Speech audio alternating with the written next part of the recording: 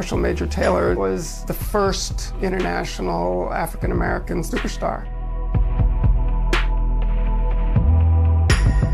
He did more than cross the color barrier. He was the absolute best in his sport. He was a pioneer before the pioneers.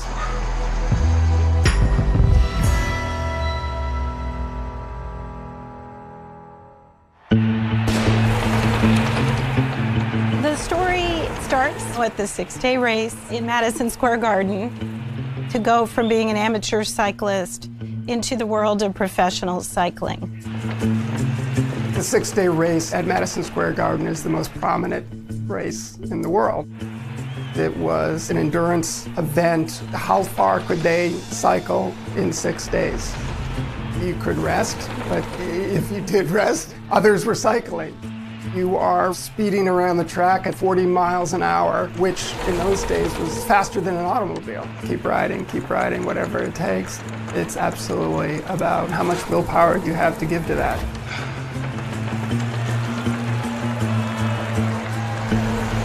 We hit the third turn and the pack thinned out. I felt that if I could stay up near the front, I could make it. I was the only sprinter in the field, the only black man. And for 18 straight hours, I managed to stick to my wheel. My greatest difficulty was staying awake. 24 hours before the main event, the name Marshall Major Taylor is on the lips of many people. The idea of a black man in a white sport, there was a certain amount of dramatic possibility in that. Who is this person and what's going to happen to him in the next 6 days?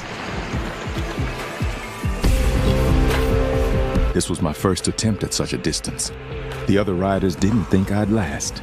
They were matured, developed, used every trick, all their physical force against me. It's not about lasting for 6 days. He goes out too fast. He clocks 300 miles in the first 24 hours, which puts him right up with the leaders.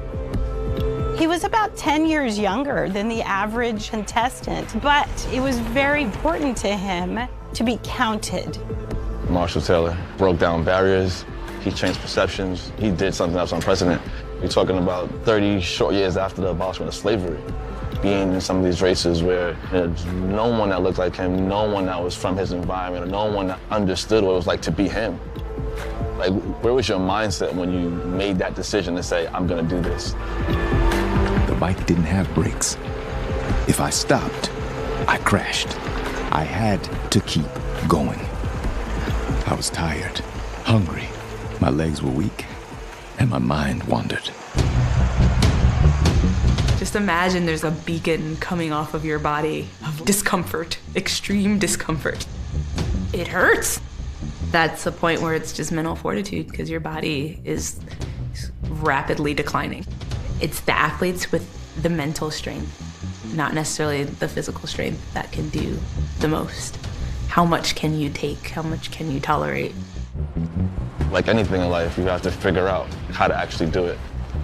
For example, I'm like, listen, I want to go jump off this bench and do a 180. I can like visualize that and then take my bike and go execute it. And it wasn't easy, it was a learning curve. Fell down a lot of scrapes and bruises. In the latter stages of this race, they're totally delusional. You are literally asleep on your bike. You're not coherent, you're not awake. He had that motivation. I just want to finish. I finally earned my right to be here. I want to see what I can do. By day 5, the field has been winnowed down to half, and Major Taylor is surprisingly, shockingly, one of them. The top rider said the 6th day would kill my career, that I was done. There's surges, there's lulls. The pain happens, but it's not necessarily continuous. Everyone is human, and so they have their human limits. He has 2 brutal crashes. When you love something, falling down isn't gonna stop you if you truly want it. That's the thing that separates good from great.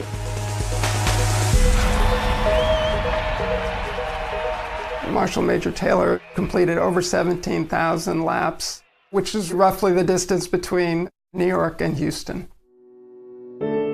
Taylor finished in 8th place. There's also concern that he's permanently injured, that he will not live to race another day.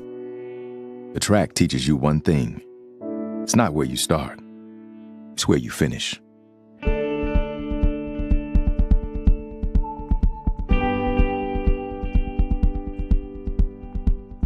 He achieved exactly what he set his mind to achieve. People accepted him finally for what he could do. Someone of his stature is at least known in the African American cycling community. There are Major Taylor clubs all around the country. I'm very inspired by what I see. My goal is to become the first ever African American female professional road cyclist. So that barrier's crushed, that's not a thing anymore. And the next person can swoop in and do something even more awesome. I want to smash through glass ceilings similar to Mr. Marshall Taylor. And that's the thing that inspires me. It's like, okay, cool, how can I take this bike riding thing of mine so much further? Everybody from the cyclists who are racing under his name to the amateur teams that are out there, I mean, we're all sort of taking a little shovel of dirt off that story that had been buried for so long and bringing it to light. In a word, I was a pioneer, and therefore had to blaze my own trail.